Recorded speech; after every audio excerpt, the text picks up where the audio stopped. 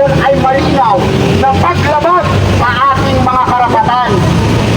Tungkulin at pananagutan ng mga opisyal ng pamahalaan sa sambayan ng Pilipino na ipagtanggol ang katotohanan, karapatan at pambansang interes ng bansa sa West Philippine Sea laban sa agresibong aksyon ng China.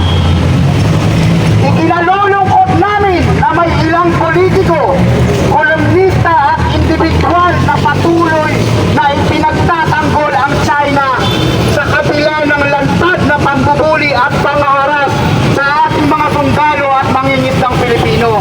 Pati na rin ang pambabastos sa ating mga opisyal ng pamahalaan. Marihin namin hinihikayat ang sambayan ng Pilipino na huwag magpalinlang sa maling impormasyon at huwag matakot at magkaisa sa paninindigan.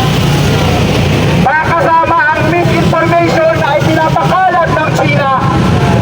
Dito nakakatong ang ating mamamayan.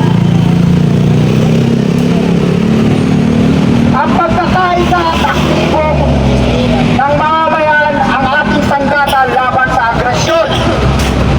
Nagbibigay-pugay din kami kay Pangulong Ferdinand Marcos Jr. at sa lahat ng opisyal ng pamahalaan sa kanilang matatag at prinsipyadong pagtindig laban sa agresibong aksyon ng China sa West Philippine Sea.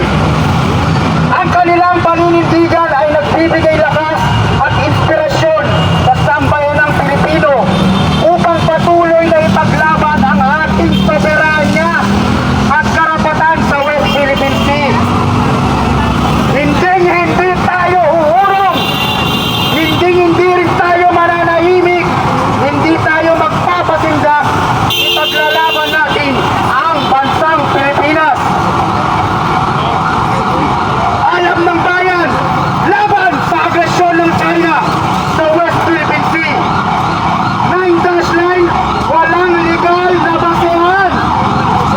China, takot sa West Philippine Sea. China ang huli, hindi ang Pilipinas. China ang huli! Hindi ang Pinas. China ang huli! Hindi ang Pinas. China ang huli! Hindi ang Pinas. China ang huli! Hindi ang Pinas. Okay mga kasama.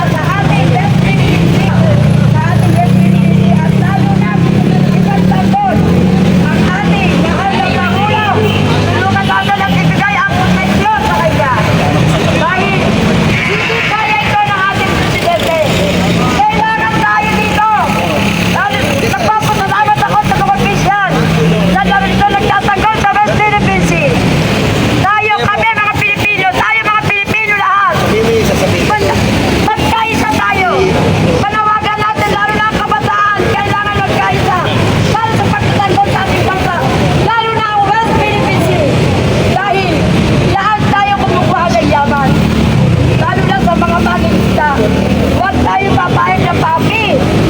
Ating ipadama sa ating mababayang Pilipino. Nandito tayo para magtulungan, hindi para magpagulo o magpag-away. Kailangan tayo magkaisa. Ika nga, sabi ng ating Pangulo, tayo magkasama-sama muli.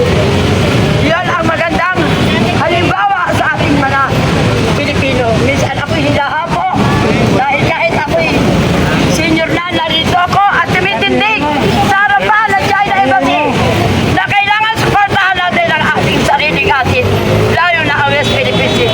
Maraming salamat po. Hanggang dito na lang. Okay, palakpakan muna natin ating kasamang Anita. Ang susunod naman na magsasalita ay si Mr. Stephen Lee, ang advocate ng West Philippine Sea.